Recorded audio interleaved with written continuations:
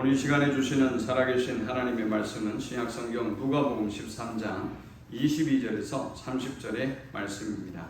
예수께서 각 성, 각 마을로 다니사 가르치시며 예루살렘으로 여행하시더니 어떤 사람이 여짜오되 주여 구원을 받는 자가 적으니까 그들에게 이르시되 좁은 문으로 들어가기를 힘쓰라. 내가 너희에게 이르노니 들어가기를 구하여도 못하는 자가 많으리라. 집주인이 일어나 문을 한번 닫은 후에 너희가 밖에 서서 문을 두드리며 주여 열어주소서 하면 그가 대답하이르되 나는 너희가 어디에서 온 자인지 알지 못하노라 하리니 그때 너희가 말하되 우리는 주 앞에서 먹고 마셨으며 주는 또한 우리의 길거리에서 가르치셨나이다 하나 그가 너희에게 말하여 이르되 나는 너희가 어디에서 왔는지 알지 못하노라. 행악하는 모든 자들아 나를 떠나가라 하리라. 너희가 아브라함과 이삭과 야곱과 모든 선지자는 하나님 나라에 있고 오직 너희는 밖에 쫓겨난 것을 볼 때에 거기서 슬피 울며 이를 갈리라. 사람들이 동서남북으로부터 와서 하나님의 나라 잔치에 참여하리니 보라 나중된 자로서 먼저 될 자가 있고 먼저 된 자로서 나중될 자도 있느니라 하시더라. 아멘. 한 시대를 지배하는 지적인 그리고 정치적인 사회적인 동향, 정신적인 동향을 일컬어서 시대정신이라고 합니다. 여러분 지금 우리 시대를 이끄는 시대의 정신은 과연 어떤 것이 있을까요? 오늘 우리는 주변에서 일어나는 이 잔혹한 사건과 사고들을 보면서 인간에게 과연 희망이 있는가? 인간은 과연 희망적인 존재인가에 대한 질문을, 의구심을 갖습니다. 과학과 문명은 첨단으로 발전하고 있습니다. 인간을 감시하는 통제 시스템들은 갈수록 더욱더 발전해 갑니다. 그런데 과연 우리는 이 문명의 이기를 통해서 우리의 문제를 스스로 극복할 수 있는 것일까요? 인간은 이 첨단의 시스템을 통해서 우리의 안전을 추구하고 편리를 추구하고 행복을 추구하려고 하지만 갖은 노력을 통해서 우리는 안전하기를 원하지만 점점 더 우리 주변에서 대형의 사건과 사고가 많아지는 이유는 왜일까요? 사람들은 멀리 보지 못합니다. 늘 눈앞의 이익에 급급합니다.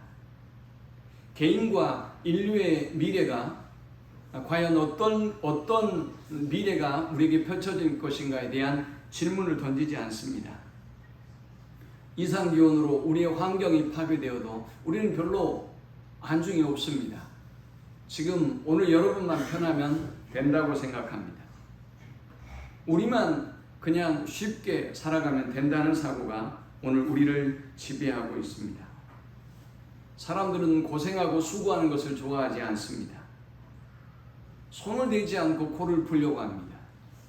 여러분, 우리가 왜 손을 대지 않고 코를 풀어야 하는 것일까요? 손을 대지 않고 코를 풀면 어떤 상황이 우리에게 펼쳐질까요? 여러분의 얼굴 전체는 엉망이 될 것입니다. 여러분의 앞에 아주 곱게 차려입은 의복들도 엉망진창이 되고 말 것입니다. 편하게 살려고 하는 우리의 철학이 오늘 여러분의 삶을, 우리 사회를 그렇게 병들어 가게 하고 있습니다. 자동화되는 삶에서 우리는 편리를 추구하고 있지만 우리는 그 속에서 감시를 당하기도 하고 그것 때문에 큰 피해를 보기도 합니다. 테슬라에서 굉장히 멋진 전기 자동차를 만들었습니다. 초기에 모든 사람이 너무나 아끼고 사랑하고 갖고 싶었던 자동차였습니다. 그런데 이 자동차에 결정적인 결함이 있습니다. 이 자동차의 핸들이 여러분이 차를 타고 문을 열 때 그 도어를 여는 손잡이가 안으로 들어가 있어요. 그런데 문제는 자동적으로 사람이 다가가면 손잡이가 앞으로 나와야 하는데 이게 작동을 못하는 겁니다. 그래서 AS를 신청해도 AS가 안 되는 것입니다. 오랫동안 많은 사람들이 손잡이가 나오지 않는 이 상황으로 인해서 차를 이용하지 못했습니다. 급기야 어떤 사람이 발생했느냐? 차 문을 돌로 부수고 창문을 돌로 부수고 문을 열고 그 차를 운행하는 사람도 생겼습니다. 여러분 알고 계십니까? 한 나라의 국가의 원수들이 이용하는 차량들은 지금 저와 여러분이 타고 있는 이러한 차량처럼 오토매틱으로 매우 발달된 차가 아닙니다. 이 차들은 많은 부분에 있어서 기계적이고 수동적인 장치로 이루어져 있습니다. 만일 기계적인 결함이, 전기적인 결함이 생기면 이 차가 매우 위험한 상태가 되기 때문에 기계적인 장치가 훨씬 더 많아서 어떤 상황에도 안전하고 그리고 그 모든 위험에서 피할 수 있는 방법을 찾기 위해서입니다. 요즘은 우리가 너무나 쉽고 편하게 살아가려고 하니까 이렇게 우리의 삶 속에 수고와 노력을 하지 않아도 너무나 쉽게 얻을 수 있는 결과물들이 참으로 많습니다. 밀키트 매장들이 늘어가고 있습니다.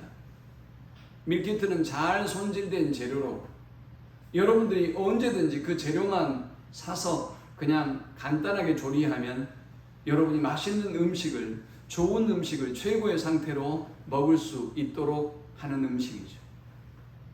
저는 인터넷에서 뭘 구입하는 걸 잘 하지 않습니다. 그런데 어제 제가 TV를 보면서 깜짝 놀랐습니다. 얼마나 저 시골의 제주산 갈치를 멋지게 포장을 하고 깨끗하게 손질을 해서 보내는지요. 아니, 저 같은 사람이 사고 싶더라니까요.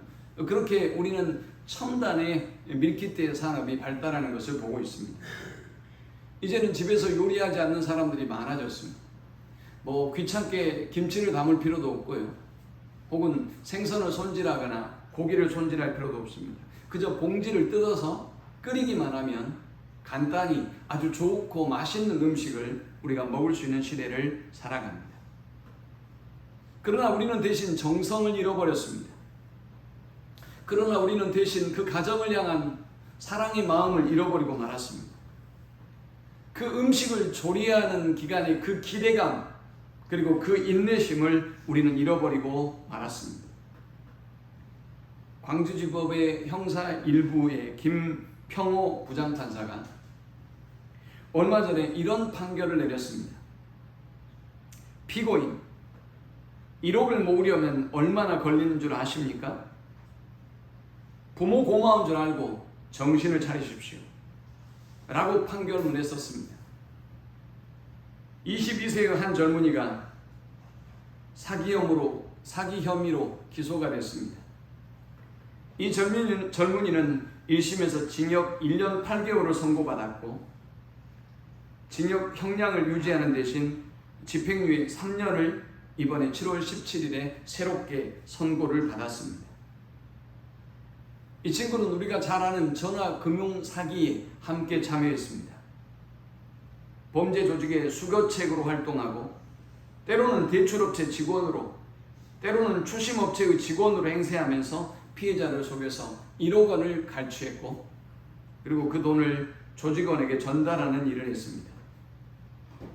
1심에서의 판결은 이랬습니다. 피해 합계액이 1억을 넘었고 대부분이 변제되지 않았으며 전화통신 금융범죄는 그 피해가 큰 범죄이기에 엄중한 처벌이 필요하다. 그리고 그는 징역 1년 8개월을 언도받고 바로 교도소에 수감이 되었습니다. 그러나 항소심이 열렸습니다. 항소심 재판부는 그에게 집행유예로 감경을 하고 교도소에서 출소할 수 있는 그런 은혜를 베풀었습니다. 항소심 재판부의 이 부장판사는 이렇게 언도하며 말했습니다. 피해금 상당액을 공탁하고 피해액을 매달 일부씩 갚기로 하고 피해자들과 합의한 점을 감안해서 원심을 파기하고 징역형의 집행을 3년간 유예한다. 집행유예 판결이 나자 피고인석에서 떨고 있었던 22세의 이 피의자는 그 자리에서 허리를 숙이고 오열하기 시작했습니다. 법정에 함께 있었던 어머니는 아들이 다시 세상에 나올 수 있게 되자 땅바닥에 주저앉아서 눈물을 쏟아냈습니다. 부장판사는 울고 있는 젊은이를 일으켜 세우고 그에게 이렇게 말했습니다. 피고인, 합의금은 누가 마련했습니까? 저희 어머니가 도와주셨습니다. 1억 원을 모으시느라 얼마나 고생하셨겠습니까? 피고인이 만일 1억 원을 모으려면 1년에 1,000만 원씩 모은다 해도 10년이 걸립니다. 돈을 쉽게 벌려면 죄를 짓게 되지만 착실하게 모으려면 그렇게 힘들다는 사실을 기억하십시오. 부모님에게 고마워하고 밖에 나가서 제대로 살아야 합니다. 이번에는 부모님의 노력으로 해결했지만 앞으로는 그렇게 선처를 받기가 어려울 것입니다. 지난 7월 17일에 이 부장판사가 판결을 하면서 이 젊은이에게 조언한 말입니다. 오늘 사람들은 쉽게 살려고 합니다. 쉽게 돈을 벌려고 합니다. 노동하지 아니하고 땀을 흘리지 아니하고 안전과 또 성공과 평안을 추구합니다. 마태복음 25장 14절 이하에는 달란트 비유가 등장합니다. 주님은 각기 종들에게 달란트를 주셨습니다. 5달란트를 주시고 2달란트를 주시고 1달란트를 주셨습니다. 5달란트와 2달란트를 가진 사람들은 그들에게 맡겨주신 이 달란트에 감사해서 최선을 다해서 남겼고, 주인은 그 종들을 향하여 착하고 충성된 종아, 내가 적은 일에 충성하였으니 내가 너에게 더 큰 것을 맡기겠다 라고 말씀하셨습니다. 그러나 1달란트 받은 사람에게는 주님이 그 있는 것을 빼앗고 이렇게 말씀하셨습니다. 무릇 있는 자는 받아 풍족하게 되고 없는 자는 그 있는 것까지 빼앗기리라. 이 무익한 종을 바깥 어두운 데 내쫓으라. 거기서 슬피 울며 이를 갈리라 하니라. 오늘 사람들은 쉽게 살려고 합니다. 편하게 살려고 합니다. 신앙생활도 쉽고 편하게 하려고 합니다. 내 하고 싶은 대로 합니다. 눕고 싶으면 눕고, 앉고 싶으면 앉고, 그리고 하나님의 말씀대로 믿는 것이 아니라 내 좋은 대로, 내 생각대로 신앙생활을 해도 된다고 생각합니다.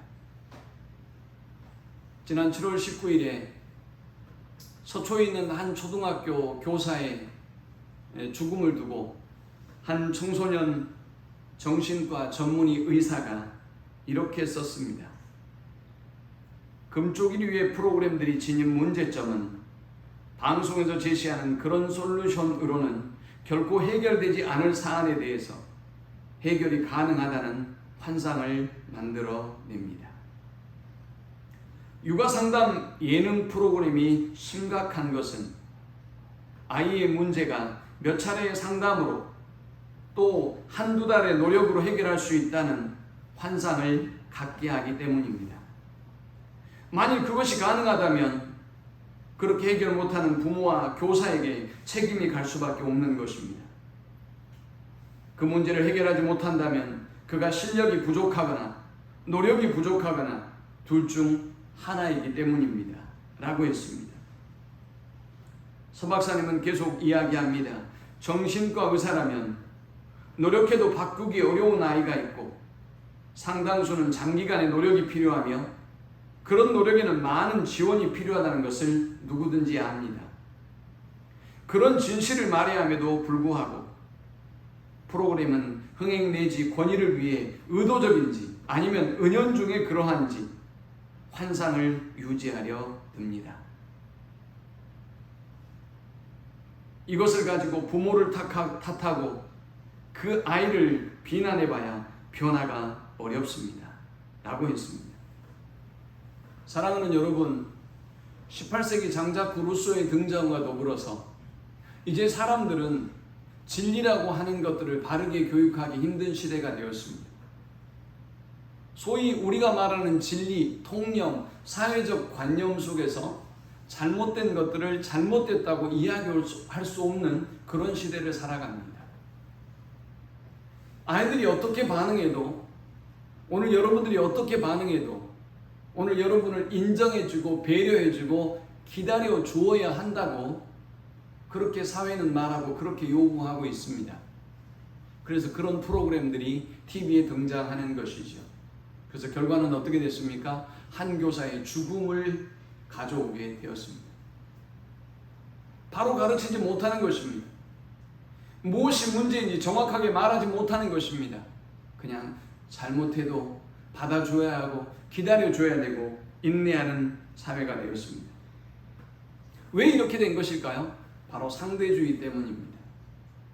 무엇이 옳은지를 잘 모르는 것입니다. 무엇이 진리인지를 알지 못하는 것입니다.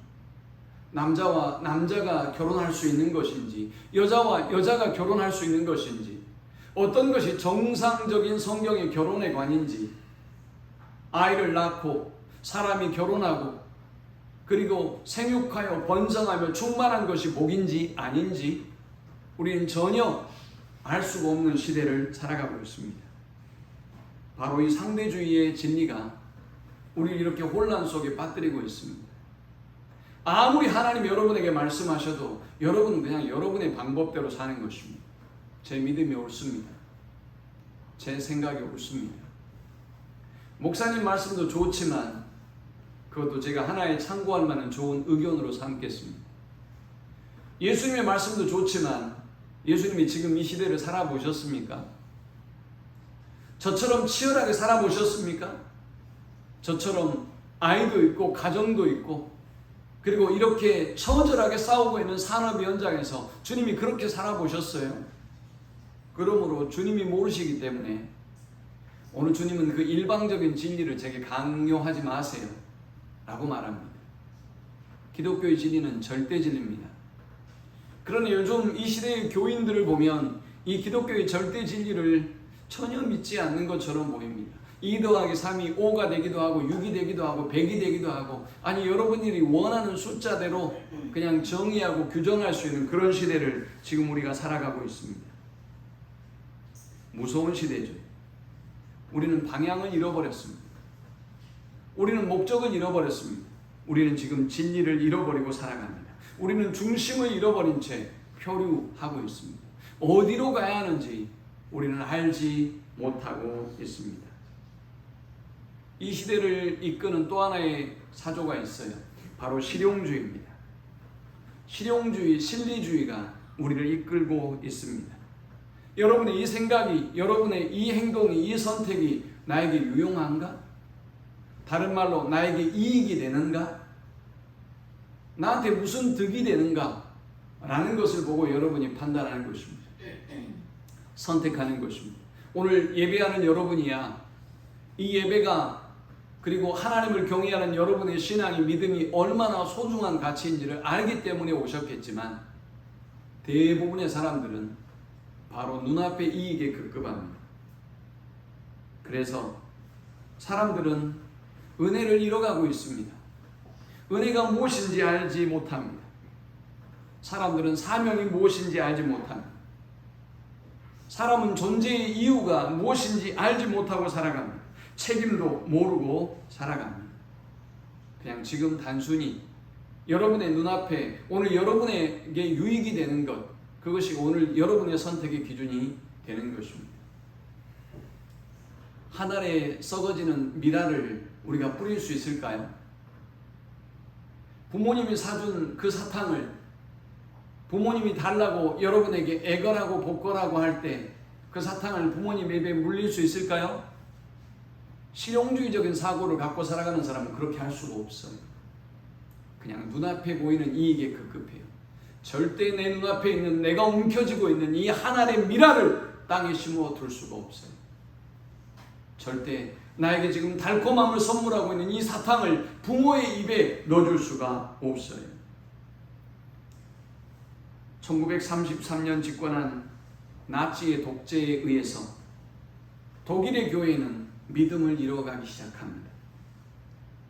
독일 교회는 그 시대적인 우상인 히틀러를 바라보며 시대적인 하나님의 말씀을 예언을 전해야 함에도 불구하고 그들이 바른 말씀을 전하기는커녕 오히려 히틀러를 그리스도로 숭배하는 죄악을 저질렀습니다. 이에 칼 바르트와 디트리트 본헤퍼와 그리고 정말 우리는 믿음 안에 서야 되겠다. 이 믿음의 고백 위에 우리는 서야 되겠다. 라고 하나님과의 관계를 온전히 했던 고백교회가 수많은 교회가 대부분의 교회가 넓은 길로 쉬운 길로 히틀러의 편에 섰지만 믿음에 굳게 서서 자신들의 목숨을 내어놓고 이 복음을 수호하고 진리를 수호하는 일에 생명을 겁니다. 당시 독일 교회는 이렇게 고백했습니다. 하나님이 영혼의 구원을 위하여 예수님을 보내셨듯 현재 독일의 경제적 사회적인 구원을 위해서 하나님께서 히틀러를 보내셨다라고 주장했습니다. 여러분이 보기에도 우습죠. 그런데 여러분, 어쩌면 여러분의 시대적인 여러분의 삶 가운데, 이 시대를 살아가고 있는 여러분의 삶 속에 히틀러 같은 괴물이 존재하고 있는지 몰라요. 하나님이 나를 시대적인, 정치적인, 이렇게 군사적인 어려움 가운데서 하나님만이 나의 유일한 구세주요, 나의 구원자라고 고백해야 함에도 불구하고 어쩌면 여러분 안에 있는 여러분 자신이라고 하는 그 히틀러가, 그 괴물이 우리 가정을 안전하게 만들고 평안하게 만들고 성공에 이르게 할 수 있다는 그 환상과 착각이 오늘 여러분을 사로잡고 있는지 모릅니다. 디트리트 보네퍼는 매우 부유한 가정에서 성장했습니다. 최고의 교육을 받았습니다. 그런데 이 젊은이는 어려서부터 굉장히 똑똑한 젊은이였음에도 불구하고 목회자가 되기를 소망했습니다. 그는 정말 어린 나이에 미국의 최연소의 교수로 종신교수의 자격을 취득합니다.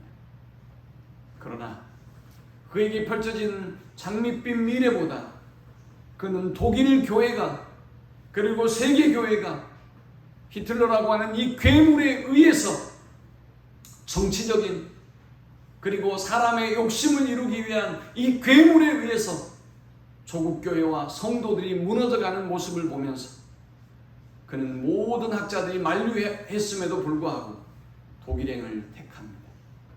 그리고 나치가, 히틀러가 어떤 사람인지 선포하고 그는 젊은 나이에 하나님 앞에 부름을 받습니다. 그는 그의 글에 이렇게 썼습니다. 여러분 잘 들어보세요. 값싼 은혜는 우리 교회의 치명적인 적이다.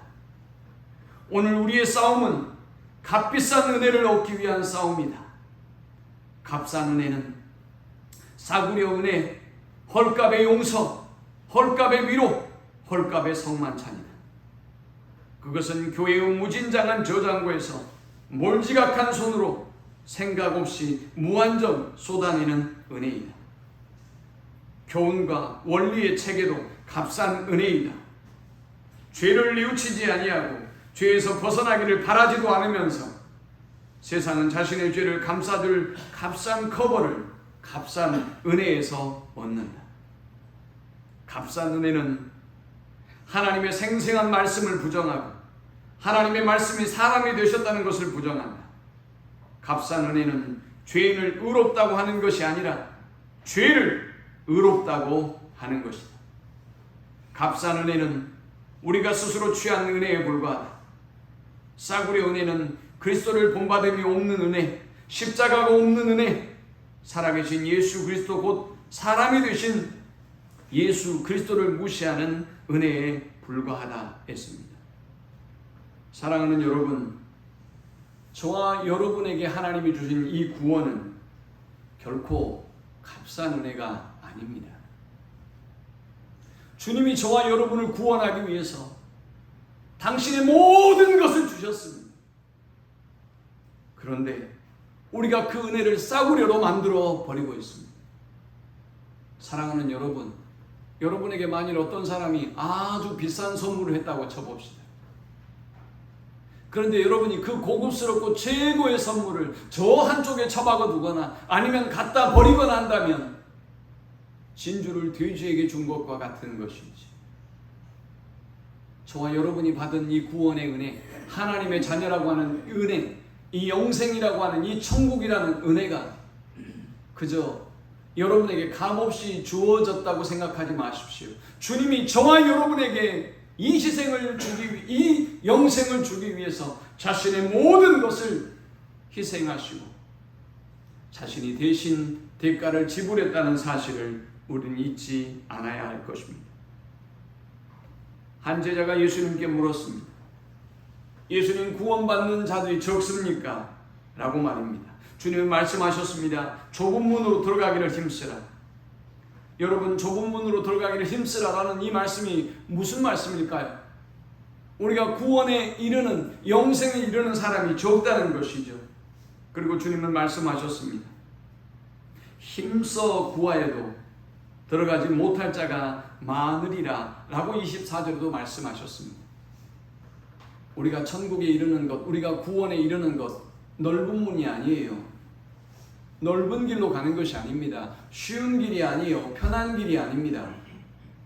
주님은 이 길이 좁은 길이며 이 문이 좁은 문이고 이 길에 들어가기를 힘써야 한다라고 말씀하셨습니다. 힘씀에도 불구하고 들어가지 못할 자가 많다고 말씀하셨습니다. 왜 그럴까요? 그것은 우리의 노력의 영역이 아니기 때문입니다. 여러분이 애쓰고 수고할 영역이 아니기 때문입니다. 하나님께서 우리에게 은혜를 주셔야, 하나님께서 우리에게 구원을 베풀어 주셔야 우리가 하나님의 자녀가 될 수 있는 것입니다. 어느 성이든지 여러분이 가보면 문이 많이 있어요. 그 중에는 큰 문도 있고 작은 문도 있어요. 시신이 나오는 문도 있고요. 쓰레기가 나오는 문도 있고요. 그렇습니다. 만일 모든 문을 다 크게 만들어 놓는다면 매우 위험하겠죠. 관리가 어려워요. 그래서 예루살렘 성도 조그만 문을 만들었던 것입니다. 좁은 문은 그 자체로 작은 문, 좁은 문이에요. 공간적으로 작은 문이죠. 좁은 문이라고 하는 이 말의 의미는 또 다른 의미도 있을 거예요. 시간적인 좁은 문이라는 의미도 있을 것입니다. 유명한 공연을 가보면요, 공연이 딱 시작되면 늦게 온 사람은 절대 들여보내지 않습니다. 공연의 1막이 끝날 때까지 기다립니다. 인터미션이 돼서야 사람들이 화장실에 가고 움직일 때야, 그때야 들어갈 수 있는 것입니다. 천국도 마찬가지, 우리의 구원도 마찬가지입니다. 여러분들이 아무렇게나 믿고 아무렇게나 생각하고 아무렇게나 신앙생활 하다가 갈 수 있는 곳이 아니라고 주님은 말씀합니다. 25절에 집주인이 일어나 문을 한번 닫은 후에 너희가 밖에 서서 문을 두드리며 주여 열어주소서 하면 그가 대답하여 이르되 나는 너희가 어디에서 온 자인지 알지 못하노라 하리니 했어요. 이 문은 시간적으로 제한이 있는 문인 것입니다. 이사야 22장 22절은 말씀합니다. 내가 또 다윗집의 열쇠를 그의 어깨에 둘 것이니 그가 열면 닫을 자가 없고 그가 닫으면 열 자가 없을 것이라. 주님이 열어주실 때에만 들어갈 수 있어요. 이 시대의 많은 성도들의 사고처럼 하나님이 은혜의 하나님이어서 자비의 하나님이어서 내 마음대로 내 생각대로 믿어도 들어갈 수 있는 것이 결코 아니라는 거예요. 자, 그렇다면 좁은 문으로 들어갈 수 없는 믿음은 어떤 믿음일까요? 오늘 본문에 두 가지 믿음을 우리가 발견해요. 첫 번째는 피상적인 믿음이에요.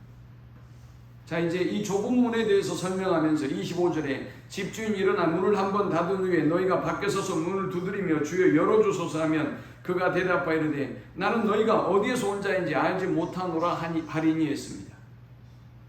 문을 두드리며 열어주세요라고 부탁했지만 주님은 문을 열어주지 않으셨어요. 여러분 아세요? 하나님은 사랑의 하나님이기도 하시지만 하나님은 공의의 하나님이에요. 하나님은 저와 여러분이 어떤 모습, 어떤 죄악 가운데 있다 할지라도 하나님은 여러분에게 끊임없는 은혜와 사랑을 베푸시는 하나님이에요. 기다리는 하나님이에요. 그러나 알고 계십니까? 동시에 하나님은 공의의 하나님이에요. 정의의 하나님이에요. 그 공평과 의를 이루시는 하나님이에요. 그 공평과 의를 이루기 위해서 예수님이 저와 여러분의 죄를 담당하시고 이 땅에 오시고 죽으셔야만 했다는 것입니다. 하나님의 사랑이 없는 순간이 있어요. 하나님의 사랑이 없는 곳이 있습니다. 그곳이 어딜까요? 바로 하나님의 심판의 때입니다. 하나님의 심판의 때 하나님의 은혜와 사랑은 없어요. 이제 하나님의 공의가 존재할 뿐입니다. 하나님은 공의대로 정의대로 저와 여러분을 심판하시는 것입니다.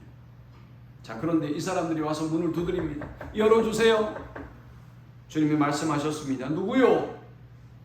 나는 너희를 알지 못한다라고 말씀하셨습니다. 그들이 말합니다. 우리는 주 앞에서 먹고 마셨습니다. 주는 우리를 길거리에서 가르쳤습니다. 우리를 왜 모른다고 하십니까? 라고 그들은 외쳤습니다. 근데 주님이 뭐라고 말씀하셨습니까? 27절에 그가 너희에게 말하 이르되 나는 너희가 어디에서 왔는지 알지 못하노라. 행악하는 모든 자들아 나를 떠나가라 하리라 라고 하셨습니다. 시간이 지나면 하나님의 은혜와 자비는 존재하지 않아요. 피상적인 믿음을 가진 사람은 구원을 얻을 수 없어요. 하나님을 믿지도 않고 제가 같이 먹었어요. 제가 교회 다녔어요. 제가 장로고요. 권사하고 집사예요. 아니 그렇다고 여러분이 구원 얻을 수 있는 게 아니에요. 제가 신앙생활을 수십 년 하고요. 성경을 얼마나 잘하는지 몰라요. 라고 하셔도 구원을 얻을 수는 없어요. 오늘 이 비유의 대상자가 누굽니까? 바로 유대인들이에요. 유대인들의 지도자들이에요. 오늘 예수 그리스도를 여러분의 구주로 영접하지 않고 이렇게 피상적으로 신앙생활을 하시는 분들이 있나요? 죄송하지만 하나님이 여러분을 모른다고 말씀하세요. 나하고는 아무도 상관없다고 말씀하세요. 주님은 여러분을 향하여 악행을 행하는 자들아 라고 말씀하세요. 제발 한 번만 열어주시면 되지 않으시겠어요? 주님은 열어줄 수 없다고 물러가라 라고 말씀하세요. 뒤늦은 믿음은 구원을 얻을 수 없습니다. 마태복음 25장에 슬기로운 기름을 준비한 슬기로운 5처녀와 미련한 5처녀의 비유가 나오지요. 기름을 준비하지 못한 처녀들을 향해서 주님이 이렇게 말씀하셨습니다. 그 후에 남은 처녀들이 와서 이르되 주여 주여 우리에게 열어주소서. 대답하여 이르되 진실로 너에게 이르노니 내가 너희를 알지 못하노라 하였느니라. 그런즉 깨어있으라 너희는 그날과 그때를 알지 못하느니라 했습니다. 여러분 하나님의 은혜와 사랑만 강조해서 한없이 여러분에게 은혜와 자비만 기다림만 베풀어 달라고 그렇게 요구하고 살고 있지는 않는지요. 뒤늦은 믿음은 구원을 얻을 수 없습니다. 자, 그렇다면 구원을 얻는 믿음은 어떤 믿음일까요? 저는 성경에서 3가지를 살펴보았습니다. 먼저 어린 아이와 같은 믿음을 가진 사람이 구원을 얻을 수 있습니다. 마태복음 18장 2절에는 말씀합니다. 예수께서 한 어린아이를 불러 그들 가운데 세우시고 이르시되 진실로 너에게 이르노니 너희가 돌이켜 어린아이들과 같이 되지 아니하면 결단코 천국에 들어가지 못하리라. 그러므로 누구든지 이 어린아이와 같이 자기를 낮추는 사람이 천국에서 큰 자니라 라고 했습니다. 어린아이와 같아야 우리가 천국에 들어갈 수 있다는 것입니다. 자, 그러면 어린아이는 죄가 없습니까? 어린아이는 거짓말 안 합니까? 얼마나 거짓말을 잘하는지 몰라요. 얼마나 잘 속이는지 몰라요. 얼마나 인기응변에 뛰어난지 몰라요. 그런데 이 어린아이들에게 장점이 있다는 것이죠. 이 아이들은 자신의 문제를 즉각 인정하는 그런 마음의 용기가 있어요. 아, 부모에 대한 믿음이 있어요. 내가 이 잘못을 우리 아버지에게 어머니하고 시인하고 고백하면 우리 아버지 어머니가 이 잘못을 이 죄를 용서해 주실 것이라는 것을 알고 금방 자백해요. 어른들처럼 거짓말하지 않아요. 어른들처럼 교만하지 않아요. 어른들처럼 핑계대지 않아요. 어린아이들은 부모들을 절대 의존하죠. 생사 여탈권이 부모에게 있다는 것을 알기 때문에 그들은 부모님을 전적으로 의지합니다. 그들은 순수한 믿음을 가지고 있습니다. 그래서 주님은 어린아이와 같아야 우리가 천국에 들어갈 수 있다라고 말씀하셨어요. 오늘 때 묻은 우리들의 모습을 보셨으면 좋겠어요. 신앙의 경력이 때로 여러분에게 묵은 찌꺼기로 하나님과 나와의 관계를 막아버리고 있다면 우리가 하나님께로 돌아가요. 그 순수한 믿음이 하나님만 의지하는 그 어린아이와 같은 믿음이 때묻고 더럽혀지고 상했다면 우리는 이 어린아이 같은 믿음을 회복해야 하는 것입니다. 주님은 말씀합니다. 너희가 돌이켜 어린아이들과 같이 되지 아니하면 결단코 천국에 들어가지 못하리라. 두 번째, 주님은 자기 십자가를 지고 나를 쫓지 않는 자도 내 제자가 되지 못하리라고 말씀하셨습니다. 우리가 하나님의 자녀로 천국의 구원에 참여하게 되기 위해서는 자기 십자가를 지고 자기를 부인하고 주님을 따라야 하는 것입니다.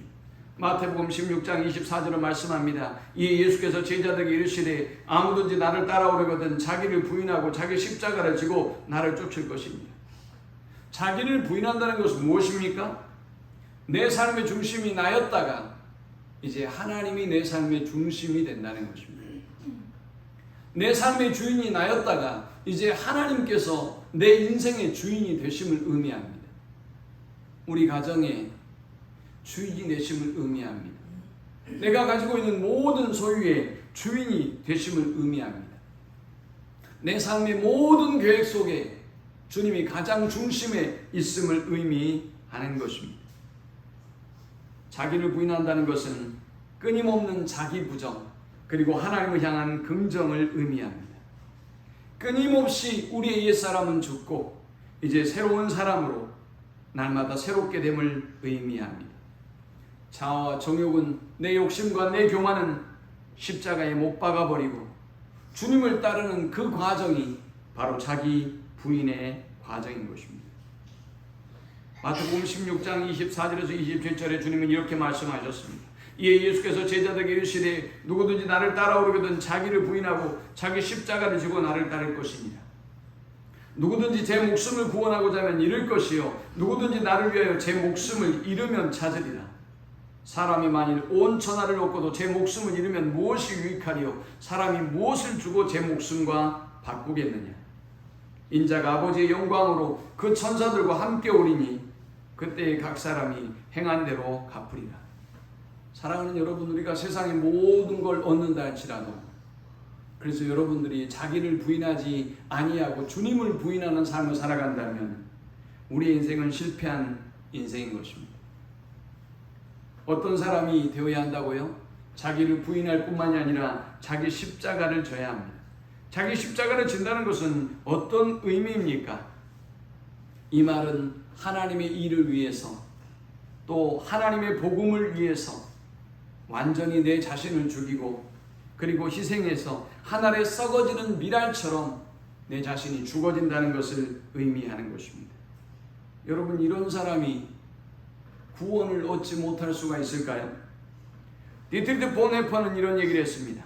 예수님이 40일 금식하는 고통을 당하고 사탄의 시험과 유혹을 거부함으로써 비로소 그리스도가 된 것처럼 제자들도 주님이 당하신 고통과 시험과 유혹을 거절하고 십자가에 달릴 때 비로소 예수님의 제자가 되는 것이다.